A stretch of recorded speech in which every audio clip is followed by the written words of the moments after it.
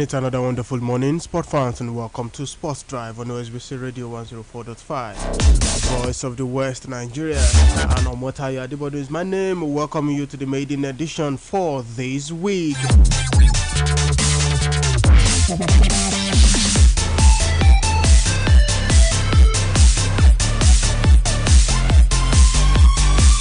And yes, Oliver Giroud became France's all-time leading men's goal scorer as the World Cup holder coasted past Poland to reach the quarterfinals.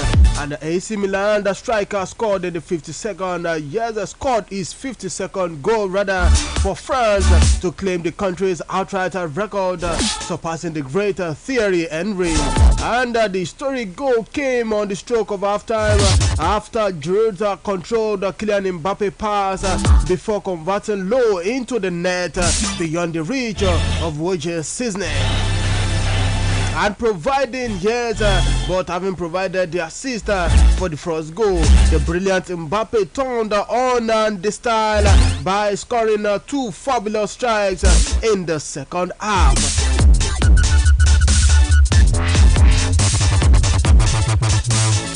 And at the moment, France would play against England in the quarterfinals on Saturday, the 10th of December, after England defeated Senegal 3-0 in that encounter.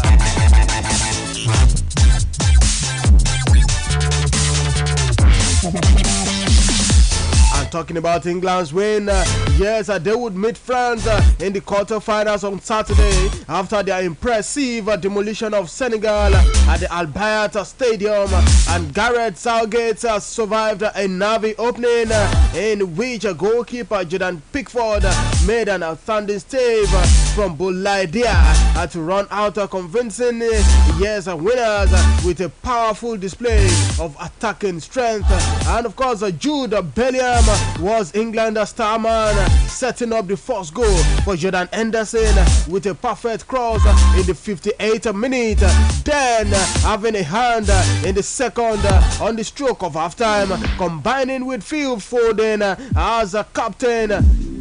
Harry Kane powered home the first of the tournament, and of course it left Kane one behind when Rooney's all-time record of 53 England caps or 53 England goals, and is now at the perfect stage here in Qatar to write the fresh history, to write the fresh page in the history book. And of course, Foden was the creator once again as England wrapped up the game. Up in the 57th minute, crossing for Bukayo Saka to show great awareness and touch to flick a delicate finish past the Senegal goalkeeper. Talking about Edouard Mendy, and it capped the perfect night for Gareth Southgate, who opted to restore Saka and kept faith with Foden, leaving out Marcus Rashford despite his two goals in the game over Wales. And Raheem Sterling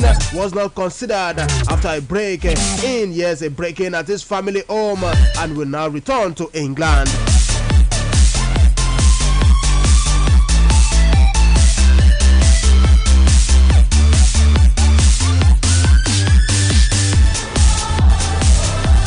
Of course, we're talking about Raheem Sterling. Raheem Sterling is leaving the England World Cup squad in Qatar to return to London after armed intruders broke into his home while his family were in. And manager Gareth Southgate confirmed the news after yesterday's 3-0 win against Senegal.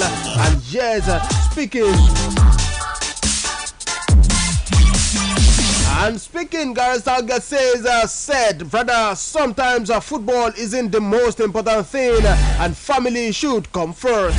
That's coming from Southgate, and it is understood that the incident happened on Saturday night, and Sterling has 3 younger children. And according to Southgate, we want to give him the space, and we will see over the next few days how that develops. And that's according to Gareth Southgate.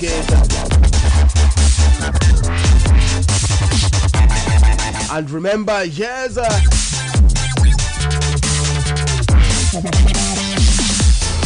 Sterling is the second player to leave England squad after Arsenal defender Ben White, who returned to UK on the 30th of November following personal reasons. And 2 years ago, 3 burglars were targeted in number of homes in north west of England, including an attempted break-in Sterling's den home in Cheshire, and in November 2018 were jailed. And of course, the Chelsea forward, who is 27 years, started and scored in England's 6-2 win over Iran in the opening group game before being called on again in the goalless draw with the United States.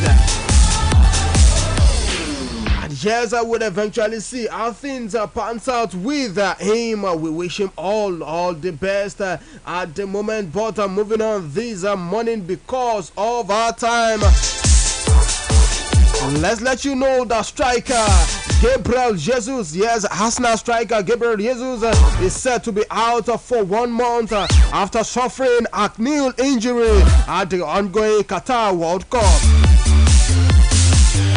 Jesus is 25 years, got injured in Brazil's final group game against Cameroon. The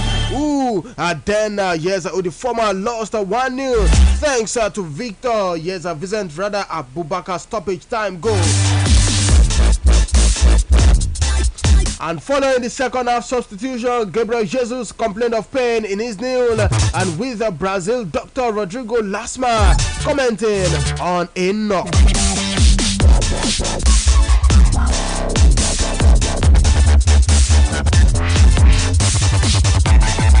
And of course, Jesus, who has been a revelation at the Emirates, has been playing through the pain at Arsenal and is expected to return to action in January as he looks to rest up and recover ahead of the busy second half of the season. And yes, his absence from Arsenal will likely see him miss the Boxing Day home clash against Brighton before the New Year's Eve travel again to Brighton.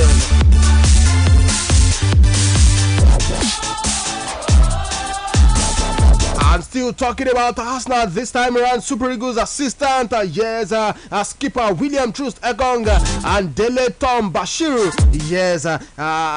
were in action for championship side Watford, who beat Arsenal 4-2 in a friendly game behind closed doors at the Gunners training ground at the London Colony. And both Troost-Ekong and Dele Bashir were brought in before the start of second half. And working with all these players who did not travel for the World Cup, Mikel Arteta fielded a strong 11 side with the likes of Gabriel Magalhaes, Kieran Tierney, Edin Nketiah, and Captain Martin Odegaard.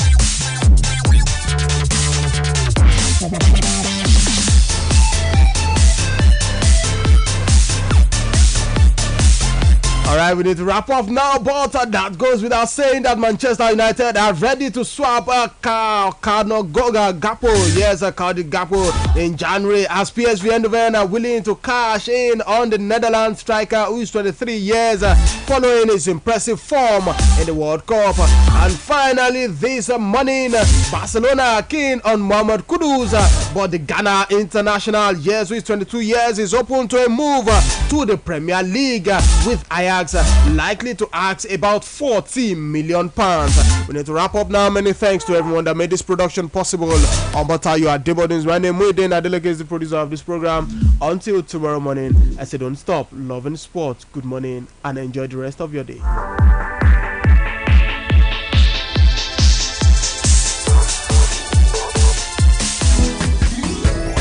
Ìsinmi yìí àkí ọ̀pọ̀ àjọyọ̀ tó kún fún ìfẹ́, ọ̀pọ̀ inú dídùn, àkúwọ́sílẹ̀ ìrántí ohun rere má ní gbàgbé pẹ̀lú oúnjẹ aṣaralóore Pick